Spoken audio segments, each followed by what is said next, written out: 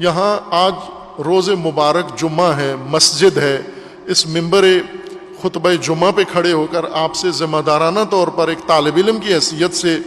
اللہ کو گواہ قرار دے کر یہ کہہ رہا ہوں کہ پاکستان میں تمام مسالک کے علماء، اکابرین اور ان کے جید علماء اب اس نتیجے پہ پہنچ گئے ہیں کہ تفرقہ ہمیں نقصان پہنچایا اس نے اور پہنچا رہا ہے، اس کو ختم ہونا چاہیے۔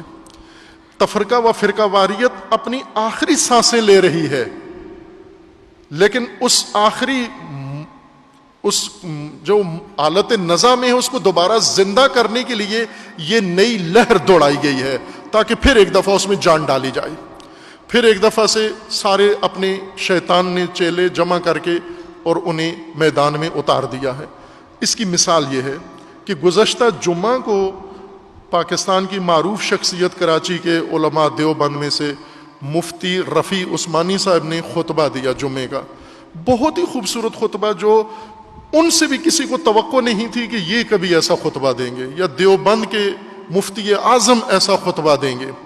اور اتنی بڑی شخصیت۔ وہ خطبہ آپ تک پہنچا ہوگا وہ کلپ، جس میں انہوں نے محرم کے حوالے سے گفتگو کی اور یہ فرمایا کہ شیعہ مسلمان ہیں، شیعہ ہمارے بھائی ہیں، امام حسین ہم سب کے ہیں، اور دشمن ہمیں آپس میں لڑا رہا ہے۔ ہمارا مسلک یہ ہے کہ مسلمانوں میں اتحاد و اتفاق رہے، شیعہ بھی مسلمان ہیں، وہ بھی ہمارے بھائی ہیں۔ اکثر کچھ شیعہ تو ایسے ہیں جو کافر درجے میں پہنچ گئے، لیکن وہ پاکستان میں جو شیعہ ہیں ان کو ہم کافر نہیں کہتے، مسلمان ہیں، ہمارے بھائی ہیں، پاکستان بنانے میں ہمارے ساتھ شریک تھے، انہوں نے ووٹ پاکستان کے حق میں دیا تھا، اور جتنے جہاد پاکستان میں بھارت کے خلاف ہوئے، مسلمانوں نے اور سنیوں نے اور شیعوں نے اس کے اندر مل کر مقابلہ کیا۔ وہ نمازیں بھی پڑھتے ہیں، لیکن یاد رکھیے اپنا مسلک چھوڑو نہیں، دوسروں کا مسلک چھیڑو نہیں۔ ہمارا طریقہ یہ ہے۔ دشمنان اسلام اس کی کوشش میں رہتے ہیں کہ شیعہ سنی فسادات ہو جائیں۔ جب کبھی بھی اسلام کے بول بالے کی نوبت آئی ہے اور اسلام کے کام میں ترقیاں ہوئی ہیں، دشمنوں نے شیعہ سنی جھگڑے کھڑے کیے۔ ضیاء الحق صاحب کے زمانے میں اسلام کا کام بڑی تیزی سے بڑا اچھا شروع کیا، لیکن انہوں نے شیعہ سنی جھگڑے شروع کر دیے، اس میں غیر مسلم ممالک بھی شریک ہو گئے، اور انہوں نے پورے ملک میں فسادات پھیلا دیے، شیعہ سنی فسادات ہو گئے۔ اس سے بچیں، اس سے بالکل احتیاط کریں۔ مسلمانوں میں پھوٹ ڈالنا حرام ہے، اور مسلمانوں میں لڑائی کرنا سخت گناہ ہے، اس سے بچنے کا اہتمام کریں۔ اور انہوں نے ایک بہت عمدہ بات یہ کر دی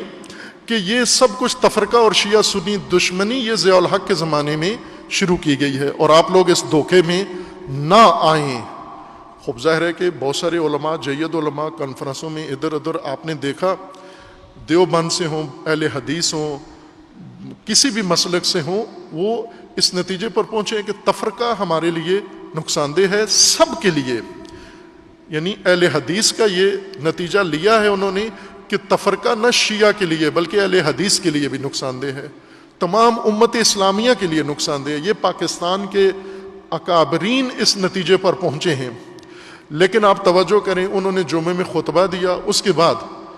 دیوبند کا دہشت گرد طبقہ لدھیانوی نے ان کے خلاف بیان دیا، فضا بنائی سوشل میڈیا پر کہ یہ آپ نے کیا کہہ دیا، اور انہوں نے پھر ایک وضاحتی بیان دیا کہ ہمارا شیعہ کے بارے میں وہی نظریہ ہے جو سارے دیوبند کا ہے، اور پھر گول مول کرنے کی کوشش کی، اور آخر میں کہا کہ ہم شیعہ کو گمراہ اور ضلالت پہ سمجھتے ہیں۔ آپ توجہ کریں کہ پہلا خطبہ جو انہوں نے دیا وہ ان کے ضمیر کی آواز تھی، وہ ان کے دل کی آواز تھی، وہ ان کے فطرت کی آواز تھی، وہ ان کے منصب کی آواز تھی، وہ ان کے شعور کی آواز تھی۔ لیکن دوسری آواز وضاحت دہشت گردوں کے دباؤ کی وجہ سے آئی، اور یہ علماء کی کمزوری ہے کہ دباؤ میں آ جاتے ہیں جب ان کے خلاف ایک لہر چلتی ہے۔ اور یہ علماء جو تفرقہ کے اور فرقہ واریت کے خلاف ہیں، یقین جانے کہ فردن ان کی ذہنیت بہت پاکیزہ ہے، بہت عمدہ ہے، لیکن اپنے ہی مسلک کے دباؤ میں، اپنے ہی مسلک کے عوام اور جاہلوں کے دباؤ میں آ کر یہ کھل کے وحدت کی بات نہیں کرتے، یا سب کے مسلمان ہونے کی بات نہیں کرتے، یا تکفیریت کو منع نہیں کرتے، چونکہ انہیں پتہ ہے مثلا شیعہ میں سب سے زیادہ دباؤ میں شیعہ علماء ہیں۔ شیعہ علماء آ کر نہیں کرتے، علیحدہ بات کریں تو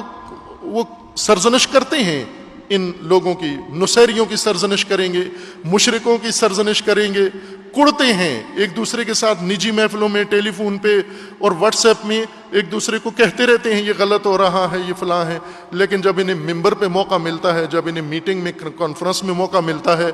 تو یہ کسی طریقے سے گول کر جاتے ہیں بات، کیونکہ کل کو پھر اپنے ہی لوگوں کی طرف سے ان پر دباؤ آتا ہے۔ دیوبند کا عالم اگر تفرقے کے خلاف بات کرے تو دیوبندی شدت پسند ان پر حملہ ور ہو جاتے ہیں، بریلوی اگر کوئی وحدت پر بات کرے تو بریلوی متشدد اس کے اوپر حملہ ور ہو جاتے ہیں، شیعہ اگر کوئی بات کرے تو شیعہ متشدد اس کے اوپر حملہ ور ہو جاتے ہیں، اور اس چیز کو یہ افورڈ نہیں کرتے ہمارے علماء، جبکہ علماء کو اپنی قوت کا اندازہ ہونا چاہیے۔ مفتی رفیع عثمانی صاحب کی طاقت لاکھوں جاہلوں سے زیادہ ہے، یہ اگر نہ کرتے ان کے کہنے پر یہ وضاحت تو دنیا کو پتہ چل جاتا کہ مفتی کی طاقت زیادہ ہے یا جاہلوں کی طاقت زیادہ ہے۔ ان کے کہنے پر وضاحت کر کے آپ نے مور گویا لگا دیے کہ جہلاء کی طاقت ابھی بھی زیادہ ہے، جہلاء علماء پر ابھی بھی مسلط ہیں۔ علماء اب وقت آ گیا ہے، یقین جانے فرقہ واریت آخری سانسیں لے رہی ہے،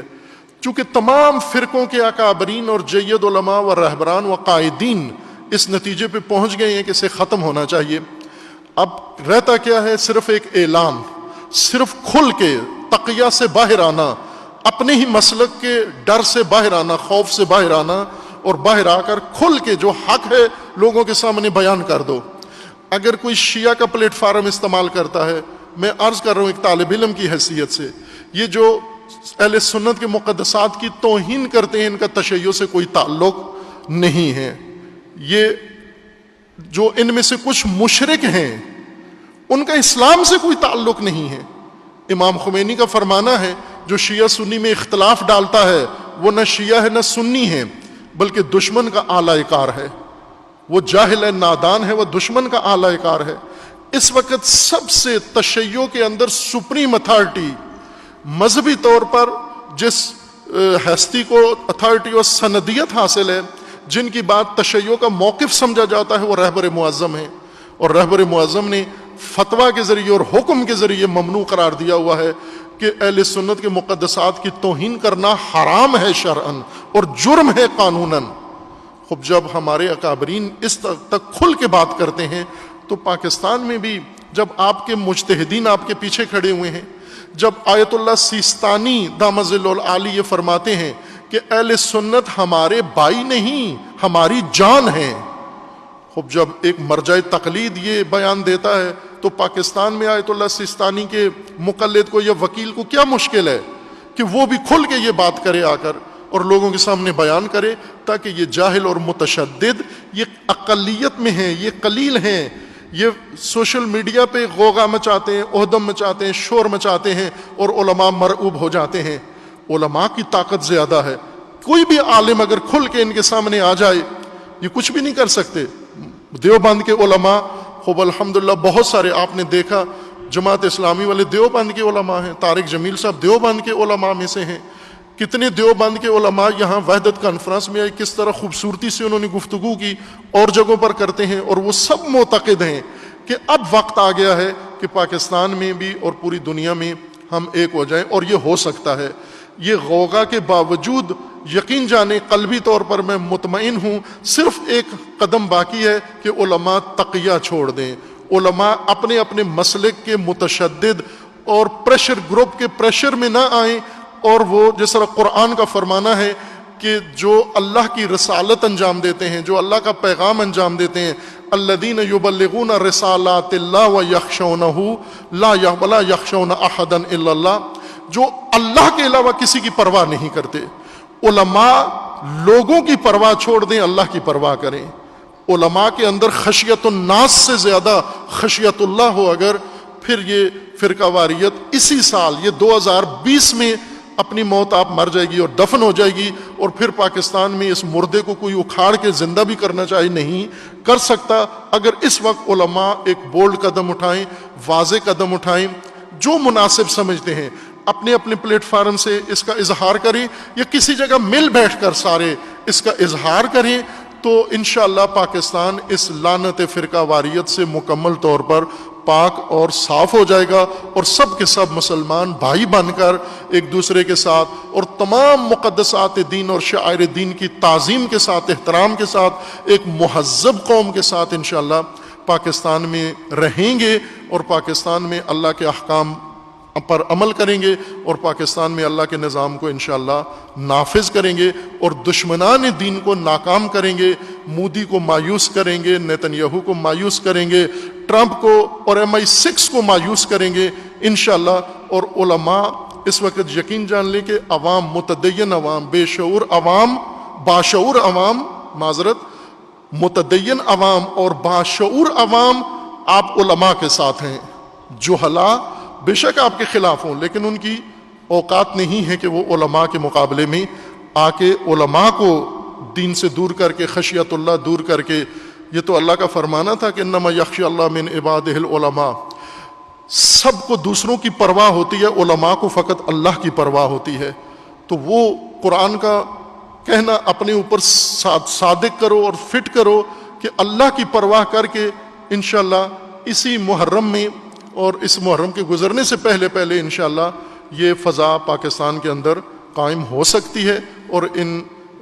اس میں نہ آئیں۔ حکومت بھی اپنا فریضہ انجام دے، ملکی سلامتی سے کھیلنے والوں کو، یہ کالی بھیڑیں جو حکومت کے اندر ہیں، جو مجرموں کو باقاعدہ تحفظ دے رہی ہیں، سرپرستی کر رہے ہیں، اور ان سے پابندیاں اٹھوا کر اور ان سے فرقہ وارانہ باتیں کروا کے اور ان کو تحفظ سے محفوظ طریقے سے ملک سے باہر بھیج رہے ہیں، یہ عام آدمی نہیں کر سکتا، یہ مؤثر حکومتی عناصر کر سکتے ہیں۔ حکومت کو بھی ہوش کے ناخن لینے چاہیے کہ پہلے ہی یہ ملک و مملکت تباہ ہو چکا ہے، اب دوبارہ اس کے ساتھ یہ کھلواڑ نہیں ہونا چاہیے۔ ہماری دعا ہے کہ اللہ تعالیٰ انشاءاللہ بحق امام حسین علیہ السلام مسلمانوں کے اندر اتحاد و اتفاق قائم فرمائے انشاءاللہ، اور مسلمانوں میں بیداری و شعور قائم ہو، اور خصوصاً پاکستان کے اندر اللہ تعالیٰ تمام مسلمانوں کو، شیعہ سنی کو، سب کو انشاءاللہ آپس میں بھائی اخوت اور ایک دوسرے کے ساتھ مسالمت سے رہنے کی توفیق عطا فرمائے انشاءاللہ۔ اعوذ باللہ من الشیطان الرجیم، بسم اللہ الرحمن الرحیم۔ قل هو اللہ احد اللہ الصمد لم یلد ولم یولد ولم یکن لہ کفوا